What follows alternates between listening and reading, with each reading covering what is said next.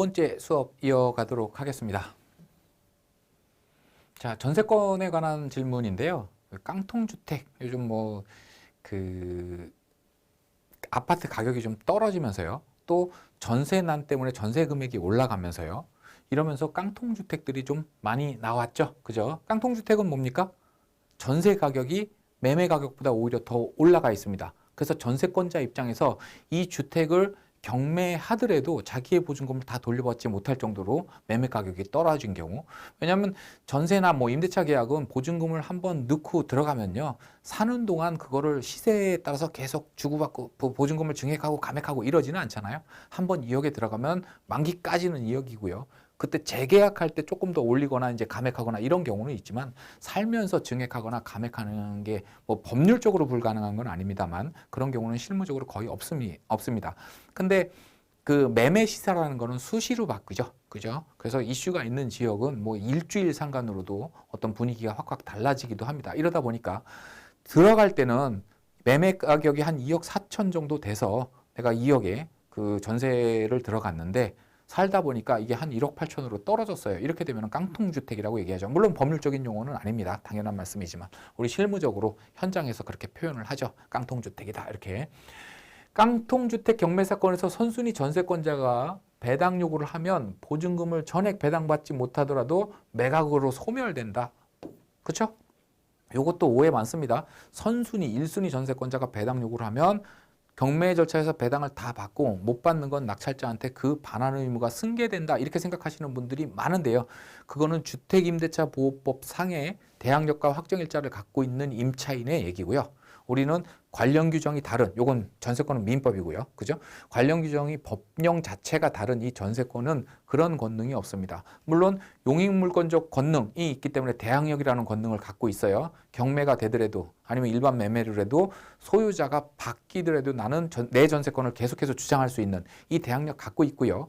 경매 절차에서 배당받을 수 있는 담보물권적 권능, 우선변제권이라고 하죠. 이것도 갖고 있기는 합니다. 양쪽 다 갖고 있긴 합니다만, 우리 주택임대차보호법에서는 요거 다 갖고 있을 때 요거 썼다가 못 받은 건 요거 쓰죠. 확정일자에 의한 우선변제권 주장했다가 경매 절차에서 다 못 받으면 나머지 보증금은 대항력으로 쓰는데, 전세권은 이 둘 중에 하나 택일입니다. 그러니까 경매 절차에서 한 푼도 안 받고 인수시키거나 아니면 배당 요구를 했다라고 한다면 10원, 100원밖에 배당을 못 받았다고 하더라도 나머지 못 받은 게 더 많다고 하더라도 그 전세권은 소멸이 돼요. 요거 혼돈하시는 분들이 많은데, 전세 경우에는 소멸됩니다. 일단 질문자가 그 법리에 대해서는 정확히 알고 지금 질문을 주신 거예요. 이런 경우에 보증금보다 낮은 가격으로 낙찰될 것이 예상되는 상황이라면 배당 요구를 안 하는 게 맞지 않느냐. 그죠? 배당 요구를 해가지고 보증금을 다 못 돌려받고 전세권이 소멸되는 이런 일을 당하는 위험이 있으니까, 그죠? 이런 경우라면 배당 요구를 하지 않고 전세권을 인수시켜 낙찰자한테 보증금 전액을 받아받는 것이 현명한 선택 아닐지요. 그림으로 그려볼게요. 자, 첫 번째로 1순위로 전세권이 설정이 됐습니다. 전세권 그냥 1억이라고 얘기를 할게요. 그 다음에 2순위로 근저당이 설정이 됐다고 가정을 해보고요. 3순위로 또 가압류가 있을 수도 있겠죠. 이런 식으로 권리관계가 쭉 되어 있습니다. 자, 이때 전세권자가 경매를 신청했다고 한다면 경매 신청 자체에는 무슨 의미가 있어요? 배당 요구의 의미가 있죠. 경매 신청 왜 해요? 제가 나한테 당연히 줘야 될 돈을 안 주니까 경매 신청하는 거잖아요. 이 집 팔아서 그 대금으로 얘가 나한테 줘야 될 돈을 주세요. 이게 경매 신청의 의미이기 때문에 당연히 배당 요구를 한 전세권으로 봅니다. 근데 2순위 근저당권자 또는 3순위 가압류 채권자가 경매 신청을 했다. 또 이 전세권자가 이 전세권에 기해서 경매를 신청하지 않고요. 전세보증금 반환 채권이라는 일반 채권으로 소송을 하고요. 보증금 반환 청구 소송을 하고 그 소송 집행권원이라고 하죠. 그걸로 경매를 신청하면 임의경매가 아니라 강제경매가 되고요. 어차피 그 보증금이 그 보증금이긴 합니다만 전세권으로 신청한 경매가 아니기 때문에 전세권자가 당연히 배당 요구를 한 것으로 보지는 않습니다. 이거는 별도로 배당 요구를 해야 돼요. 자, 이런 경우에 전세권 1억이 설정되어 있는데 이게 전세권 설정할 당시에 비해서 가격이 많이, 아파트 가격이, 빌라 가격이 떨어졌습니다. 그래서 지금 상태라고 한다면 낙찰 가격은 한 9천만 원 정도 밖에는 안 될 것 같아요. 1억은 무슨 일이 있어도 낙찰가가 이 이상은 될 것 같지는 않습니다. 자, 이런 경우에 배당 요구를 하게 되면 어떻게 돼요? 9천만 원 배당 받고 나머지 1천만 원은 낙찰자한테 받는다? 이거 아니라고 그랬죠. 그건 주택임대차보호법상의 임차인에 대한 내용이고 전세권자는 그런 권능이 없어요. 일단 배당 요구를 해서 담보물권적 권능을 활용을 한다라고 한다면 용익물권적 권능은 없어지는 겁니다. 날아가는 거예요.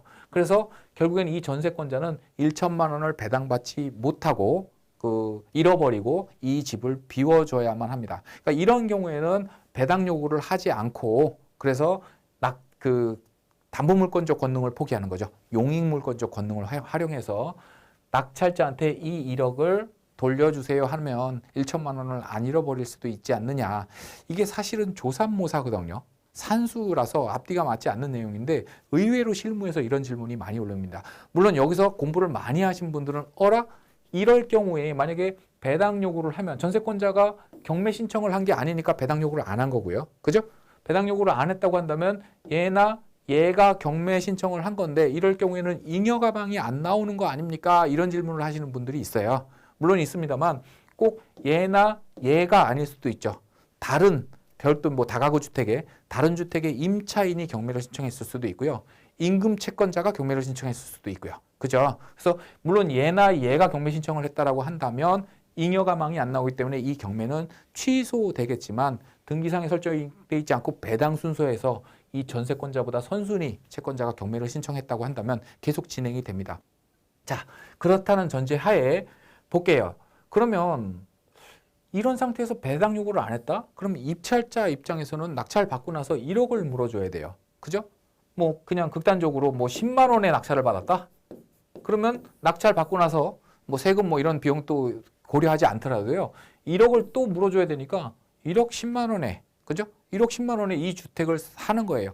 지금 그냥 놔둬도 이 전세권자가 경매 신청을 했다고 하더라도 9천만 원, 낙찰가 9천만 원 이상을 기대할 수 없는 그 빌라를 누가 1억 10만 원에 또는 1억 100만 원에 취득을 할까요? 그죠? 그래서 결국에는 아무도 취득을 안 할 것이고요. 경매 절차는 선순위 임금 채권자가 있었는데 임금 채권자보다 먼저 빠져나가는 게 뭐예요? 경매 비용이잖아요. 그죠?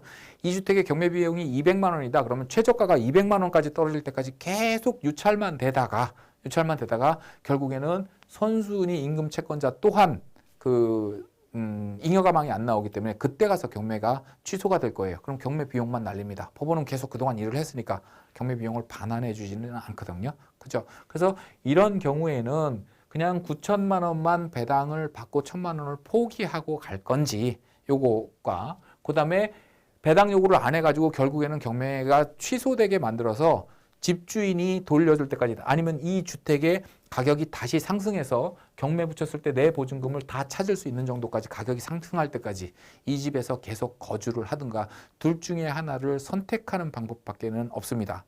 이런 경우에 전세권자 입장에서 이러면은 내가 이 주택을 1억에 취득하면은 결국에는 그죠? 1억에 취득을 해서 1억에 팔면 보증금 다 회수되죠.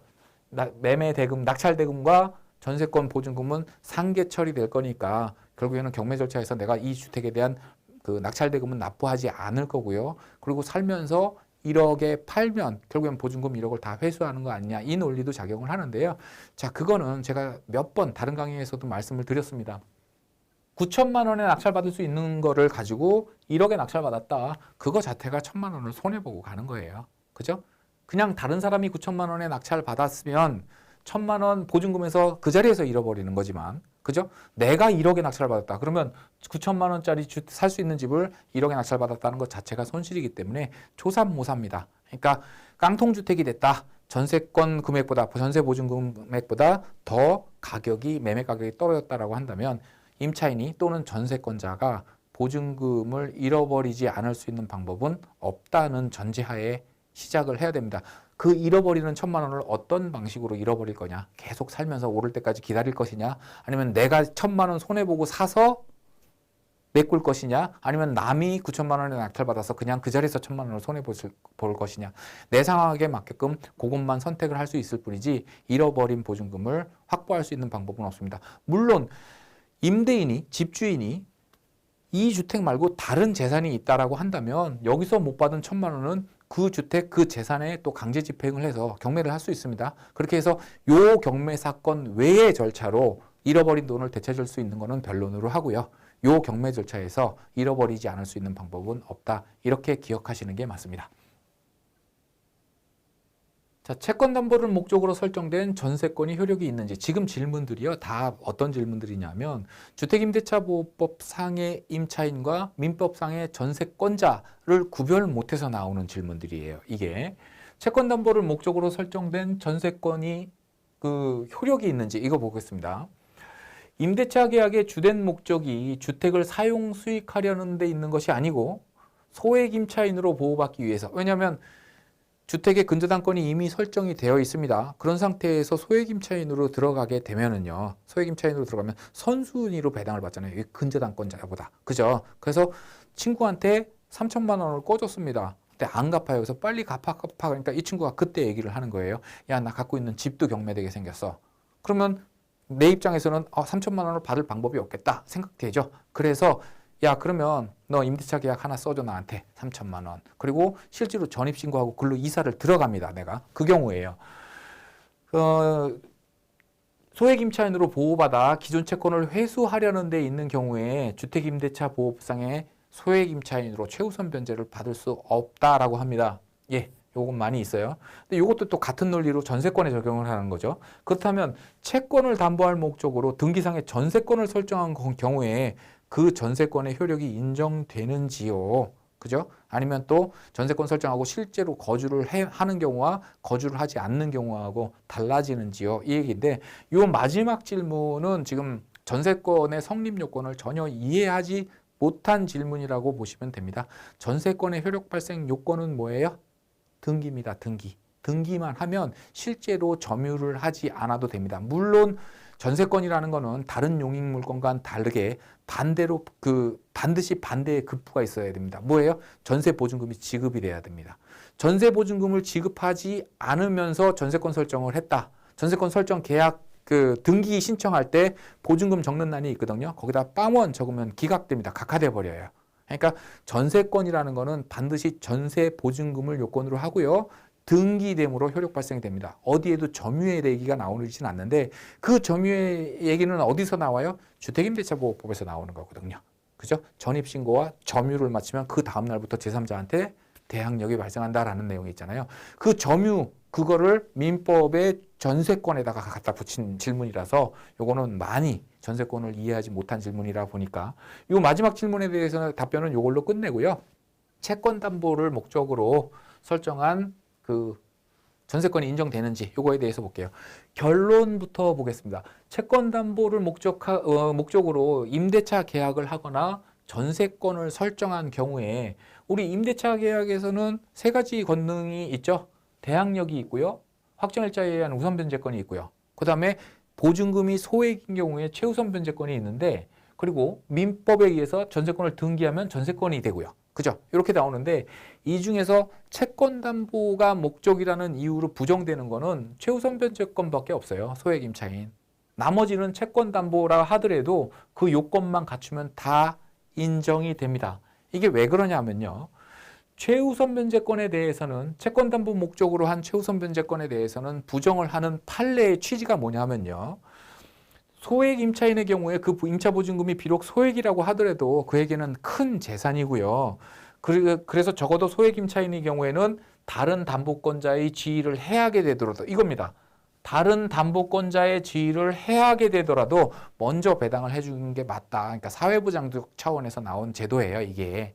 근데 소액 임차인도 아니면서 내가 돈이 없어서, 그죠? 돈이 없어서 작은 집에 소액으로밖에 살 수 없는 그런 환경의 사람이 아닌데도 불구하고 남한테 돈을 꿔주고 받을 돈이 있어요. 이거는 오히려 부자라고 봐야 되잖아요. 그죠? 채권이 있는 사람인데 그 채권 담보를 목적으로 주택임대차보호법에서 규정하고 있는 대항요건 또 소액임차인의 요건을 갖춰서 들어갔다라고 하는데 그 사람한테까지도 인정을 해준다고 한다면 다른 담보권자의 지위를 해하면서까지 그 사람을 보호해 줄 필요가 있겠느냐. 그래서 부정되는 겁니다.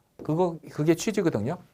근데 전세권은 그냥 인정이 돼요. 왜냐하면 전세권은 뭐가 없어요? 아까도 말씀드렸지만 최우선 변제권이 없잖아요. 대항력과 우선 변제권이 있을 뿐이고요. 최우선 변제권이 없습니다. 다시 말해서 후순위로 들어왔는데 선순위로 배당을 받아가는 그 권능은 전세권자한테는 없어요. 그러면 대항력과 전세권이 가지고 있는 대항력과 전세권이 가지고 있는 우선 변제권, 또 주택임대차보호법이 규정하고 있는 대항력과 우선 변제권은 왜 인정을 해주느냐? 이거는 어차피 선순위 저당권자가 있는 상태에서 대항력이 갖춰졌다. 얘한테 대항 못하죠. 배당 순위도 얘보다 후순위죠. 전세권도 마찬가지고요. 그죠? 그래서 인정을 해준다고 하더라도 제3자한테 손해가 발생하지 않는 겁니다. 다른 담보권자의 지위를 해하게 되더라도 여기에 해당이 안 되는 거예요. 전혀 선순위 전세권자는 해를 받지 않습니다. 반대로 뒤집어 볼까요? 먼저 대항력과 우선 변제권을 취득했습니다.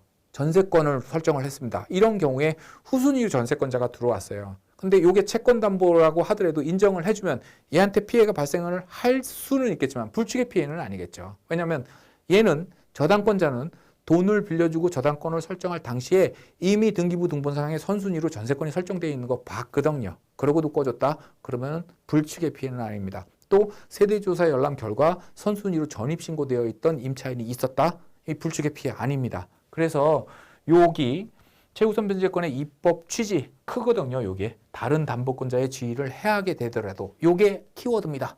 근데 인정을 해주더라도 전세권, 우선 변제권, 대항력은 다른 담보권자의 어떤 지위를 해하지 않기 때문에 요거는 적용할 여지가 없다. 이렇게 판단하시면 됩니다.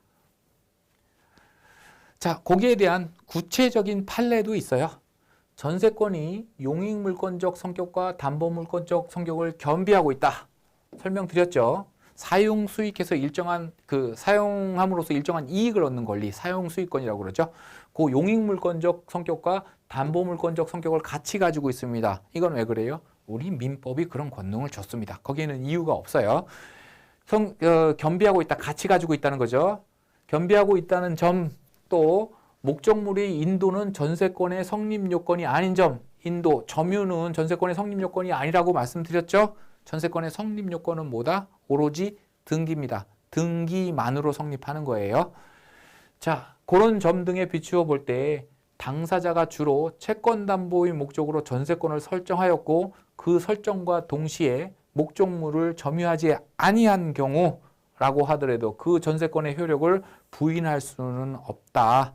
판례에서 구체적으로 지금 이 질문에 대한 답변을 해주고 있죠. 콕 찍어서 얘기하고 있고요. 또 첨부돼서 나온 부가 설명은 뭐냐면요. 전세금의 지급은 전세권의 성립의 요소가 되는 것이지만 말씀드렸죠. 전세권은 보증금 없이 그냥 전세권 설정해 주세요. 이러면 기각된다고, 각하된다고 말씀드렸죠. 그 보증금 없이, 반대의 급부 없이 그 남의 집을 빌려 쓰는 거는 뭐라 그래요? 그럼 전세도 아니고 임대차도 아니고 그건 사용대차라고 얘기합니다. 사용대차. 그럼 사용차인, 우리 빌려 쓰는 사람을 임차인, 임대차 계약에서 임차인이라고 얘기하는 것처럼 사용대차에서 빌려 쓰는 사람을 사용차인이라고 얘기하는데 사용차인은 일방적인 이익을 얻는 거죠. 그죠? 이게 뭐 전세보증금도 지급하지 않았어요. 월세도 지급하지 않고 살아요. 그럼 일방적인 이익을 얻고 있잖아요. 그래서 이 주택이 경매될 때도 돌려받을 것도 없잖아요. 그래서 자기의 권리를 사용차인이 따로 공시할 수 있는 방법은 사실상 없습니다. 집주인하고 사용차인하고, 그러니까 사용대인하고 사용차인하고 채권 계약을 하고요. 당사자 사이에만 그 효력이 인정되는 거지 이 사용차인이 별도로 보호를 받아야 될 것은 없기 때문에 공시의 방법도 없다고 보시면 됩니다. 자, 전세금은 전세권 성립의 요소가 됩니다. 전세금 지급되는 거는요. 그렇다고 하여 전세금의 지급이 반드시 현실적으로 수수되어야 되는 것은 아니다. 이렇게 돼 있죠. 그죠? 전세계약서를 하고 그 자리에서 그 전세 보증금에 대한 돈을 줘야 되는 건 아니다. 주고받아야 되는 건 아니다. 그렇지 않고 기존의 채권으로 전세금의 지급에 가름할 수도 있다. 가름은 뭐예요? 대신할 수 있다 이 얘기죠. 그죠? 아까 그 예로 들은 것처럼 친구한테 3천만 원을 빌려줬고요. 받을 돈이 있습니다. 근데 이 친구가 돈을 갚지를 않아요. 그러니까 담보를 해야 되는데 이럴 때 뭐 근저당을 설정하면 좋습니다. 우리 법이 이런 경우에 설정하라고 만들어준 그 제도가 근저당 제도니까요. 근데 근저당을 설정을 하지 않고 전세권을 설정을 했습니다. 그러면 그 전세권은 원칙적으로 용익물권적 성격뿐만이 아니라 담보물권적 성격도 있고요. 그리고 보증금 지급이 요건이긴 하지만 그거는 그 자리에서 전세권 설정 계약으로 새로이 지급돼야 되는 건 아니고 기존의 채권으로 가름할 수 있다라고 우리 판례는 분명히 명시하고 있기 때문에 이 질문은 뭐였어요? 채권담보를 목적으로 전세권을 설정했을 때 그 전세권의 권능이 효력이 인정되느냐 했는데 네, 인정됩니다. 앞에서 법리로 봤을 때도 인정되는 게 맞고요. 이 판례에서 콕 집어서 또 인정된다고 그렇게 설명하고 있습니다.